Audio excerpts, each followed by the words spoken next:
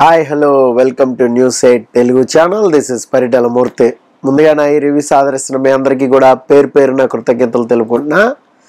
So తనూజాకి పొగరెక్కిందా, ఇది మనం పెట్టిన టైటిల్. చాలా మంది మెసేజ్ పెట్టారు, చూడండి ఎంత ఓవర్ కాన్ఫిడెన్స్తో మాట్లాడుతుందో, సంజనాని ఎలా ఉందో, బాగా ఎక్కేసింది, బాగా పొగరెక్కిందని కొంతమంది మెసేజ్ పెట్టారు.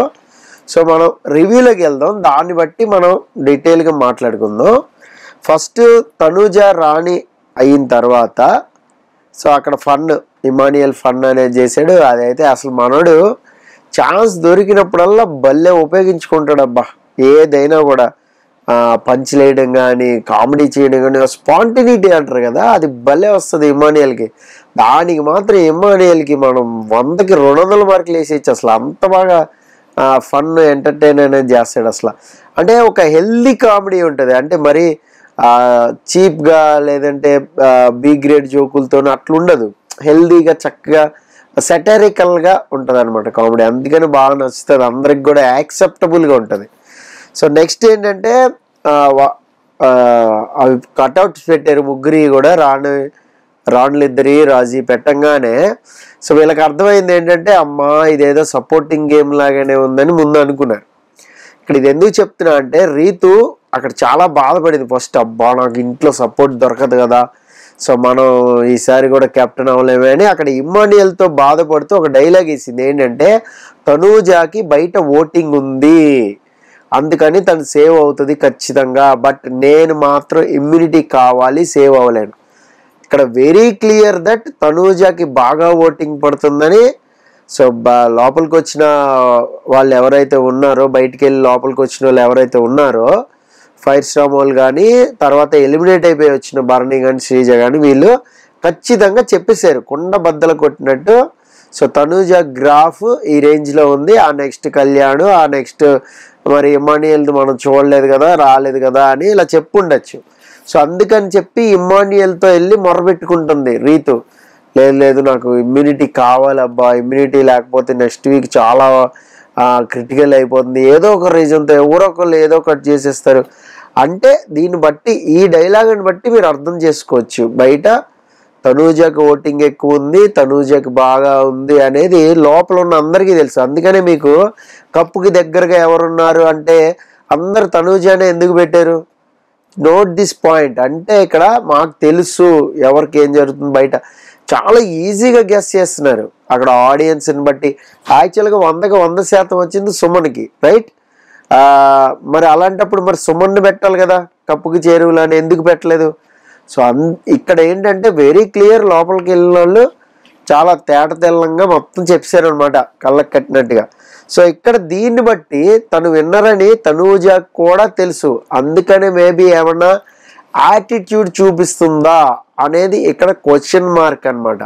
సో దీనికి మీరు ఎవరైనా తనూజ ఫ్యాన్స్ ఉంటే మాత్రం ఖచ్చితంగా కామెంట్ బాక్స్లో కామెంట్ చేయండి. ఎందుకంటే గడిచిన 3 వారాలుగా చూసుకుంటే హోస్ట్ నాగార్జున ఎవరైతే హోస్ట్ చేసి హింట్స్ అనేది ఇస్తున్నారు, అంటే ఆయనకి కూడా టాక్ బ్యాకే వస్తుంది కాబట్టి ఆ హింట్స్ అనేది ఏదైతే ఉందో డైరెక్ట్గా ఒక బాణం టక్కుమని వెళ్ళి గుచ్చుకుని సెంటర్ పాయింట్కి వెళ్ళి టార్గెట్ గుచ్చుకున్నట్టు తనూజాకి ఏదైతే పర్ఫెక్ట్ ఇన్పుట్ ఇవ్వాలో అది ఇచ్చేస్తున్నారు. ఈవెన్ కాన్ఫరెన్స్ రూమ్లోకి పిలిచి వీడియో చూపించి కూడా మరి ప్రూఫ్స్తో సహా చూపిస్తున్నారు. సో ఇలాగా నువ్వు ఇలా ఉండద్దు, నువ్వు ఇలాగ ఉండు, ఇలా ఉంటేనే బాగుంటుంది, జనాల సపోర్ట్ ఇదిగో చూసావా ఇలా ఉంది, చాలా వెరీ క్లియర్గా చెప్తున్నారు. ఈవెన్ రమ్య, మాధురి వీళ్ళు వచ్చినప్పుడు కూడా వెరీ క్లియర్. కాకపోతే ఏంటంటే రమ్య కొంచెం పుల్ చేయడానికి ట్రై చేసింది, వెళ్ళిపోయింది ఒక్క వారంలోనే. బట్ మాధురి ఏంటంటే ఎలివేషన్ ఇచ్చి వెళ్ళింది బయటికి తనూజాకి. సో అది బాగా ప్లస్ పాయింట్ అనేది అయిందనమాట. సో పొగరెక్కిందా లేదా అనేది మీరు కామెంట్ బాక్స్లో కామెంట్ చేయండి. మనం వెళ్దాం, 1 by 1 వెళ్దాం. ఇక టాస్క్ ఇది అనేసరికి అమ్మయ్యా అని ఊపిరి పీల్చుకున్నారబ్బా అందరూ కూడా. ఆ టాస్క్ వచ్చిందా, రైట్, టాస్క్ అయితేనే బెస్ట్ అని. వాట్ ఎవర్ ఏదైతే ఉందో ఆ కత్తి పట్టుకుని ఆ క్రోన్ని ఎలా నిలబెట్టాలి అనేది, అది అంత ఈజీ అనేది కాదు. అక్కడ ఇలా చెయ్యి ఇలా జాపి చాలాసేపు ఉంచడం అంత ఈజీ కాదు, చాలా కష్టమైన జాబ్ అది, చాలా కష్టం కూడా చేయడం. ఇక్కడ ఇంకోటి ఏంటంటే తనూజ గెలవంగానే భరణి వచ్చి పైకెత్తుకుని మోసాడు, ఇక ఆ తర్వాత లాస్ట్లో దివ్య నన్ను ఎందుకు ఎత్తుకోవాలా, నేను కెప్టెన్ అయినప్పుడు నేను బరువు ఉంటాడని అదే ఇదని సెటైర్ వేసింది. అది కొంచెం సుమంతో ఫన్ చేసాడు, బర్ని మాట తప్పిస్తాడు, అది వేరే విషయం. అయితే ఇక్కడ చాలా అంటే చాలా ఎమోషనల్ అయింది తనూజ. ఏంటంటే మా ఫ్యామిలీ అంతా కూడా నన్ను 2 వారాలు ఉంటే గొప్ప, 3 వారాలు ఉంటే గొప్ప అన్నట్టు పంపించారు. సో ఫస్ట్లో అసలు బిగ్ బాస్ అనగానే వద్దంటారేమో అనుకున్నాం, బట్ పాజిటివ్గా స్పందించి పంపించారు. ఇప్పుడు 10th week maybe family round ఉంటే మాత్రం వాళ్ళు వస్తే నేను కెప్టెన్ అయితే మాత్రం చాలా సంతోషిస్తారు. ఇలాగేదో సంథింగ్ బ్లా బ్లా బ్లా ఒకటి చెప్పింది. సో దానికి బర్నీ కూడా బాగా హ్యాపీగా ఫీల్ అయ్యి వాళ్ళిద్దరూ కాస్త షేర్ చేసుకున్నారు. ఇది ఎందుకు చెప్తున్నా అంటే ఏది ఏమైనా కూడా అంత గేమ్లోనే భాగంగా ఉంటుంది. సో ఇది కూడా సింపతి వర్కౌట్ చేయడానికి చెప్పిందా తనూజ అని మీకు అనిపిస్తుందా? లేదు కదా. ఇప్పుడు మన భావనలు ఏవైతే ఉంటాయో అవి మనకి అక్కడ కనెక్ట్ అయిన వాళ్ళతో మనం ఖచ్చితంగా పంచుకుంటాం. ఇక్కడ ఇదే సంజన మళ్ళీ తెల్లారి వాట్ ఎవర్ కెప్టెన్ అయిపోయి బోర్డు అది పెట్టి సంబరాలు అయిపోయిన తర్వాత మార్నింగే సంజన మొదలుపెట్టింది. సో వేరే వాళ్ళు ఉంటే ఇది అయ్యేది, మేబీ ఏమన్నా నెక్స్ట్ రౌండ్ పెట్టుంటే అప్పుడు తెలిసేది అన్నట్టుగా మాట్లాడితే అక్కడ వెంటనే కౌంటర్ అటాక్ చేసింది తనూజ. ఏమని, నాకు వేరే వాళ్ళు పెట్టినా కూడా నేను ఆడేదాన్ని. సో ఈవెన్ నిఖిల్ ఉన్నా లేదంటే నాకు డిమాండ్ పవన్ ఉన్నా కూడా నేను ఫైట్ చేస్తా, అంతేగాని మీరు అలా మాట్లాడటం నాకు నచ్చట్లేదండి. లాస్ట్ టైం కూడా ఇలాగే అన్నారు. సో ఇమానియల్ గౌరవ్ గేమ్ ఆడేటప్పుడు కూడా సో మీరు మేబీ డిమాండ్ పవన్ వచ్చుంటే వేరేలాగా ఉండేదేమో అన్నట్టు మాట్లాడారు, అది కరెక్ట్ కాదు అని చాలా క్లియర్గా చెప్పింది. అక్కడ సంజన డిఫెన్స్ చేసుకుంటానికి కూడా ఏం లేకుండా పోయింది. అక్కడ నిఖిల్ మ్యాటర్ వచ్చేసరికి నిఖిల్ కూడా అక్కడి నుంచి లేచి వెళ్ళిపోయాడు. అక్కడ సంజన అంటే ఇక్కడ వరకు పెట్టుకున్నాడు మనోడు.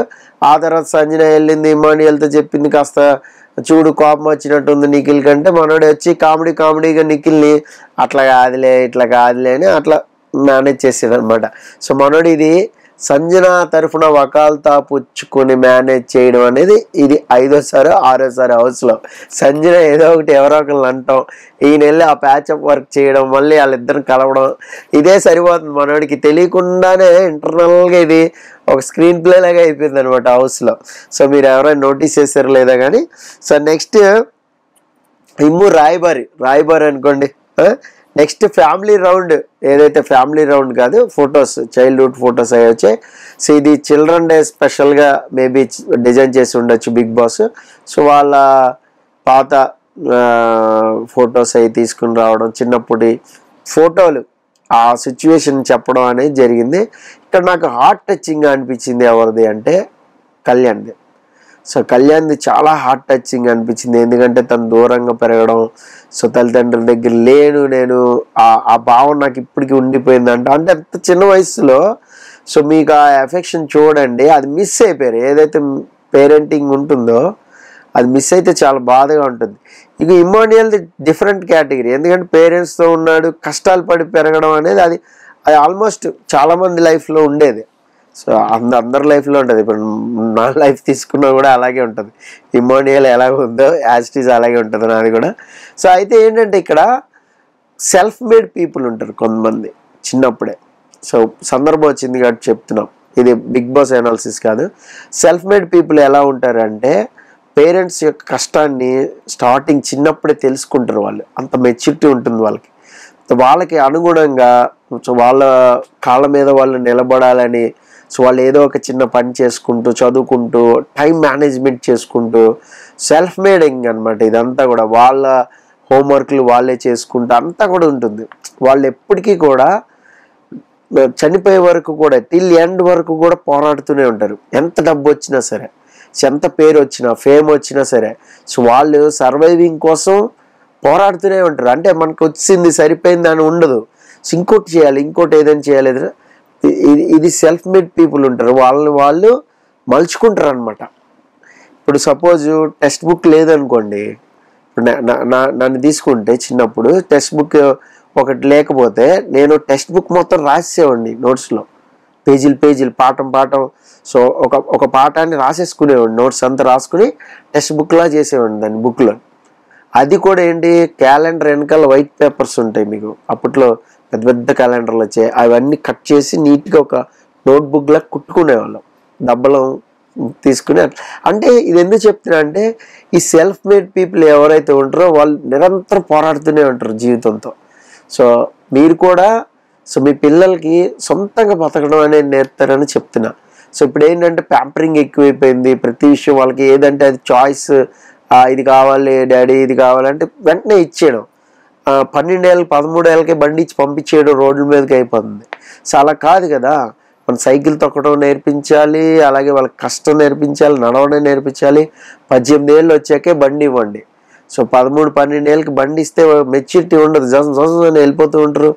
సో బయట అసలే బాగాలేదు మనకు తెలుసు కూడా.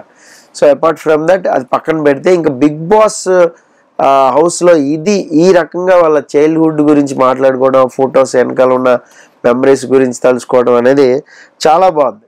సో ఆ తర్వాత ఇది అయిపోయిన తర్వాత దివ్య భరణి గారితో ఒక ముచ్చట పెట్టింది, నన్ను ఎందుకు ఎత్తుకోలేదు కెప్టెన్ అయినప్పుడు, సంజనానే ఎందుకు ఎత్తుకుని తిప్పారు అని.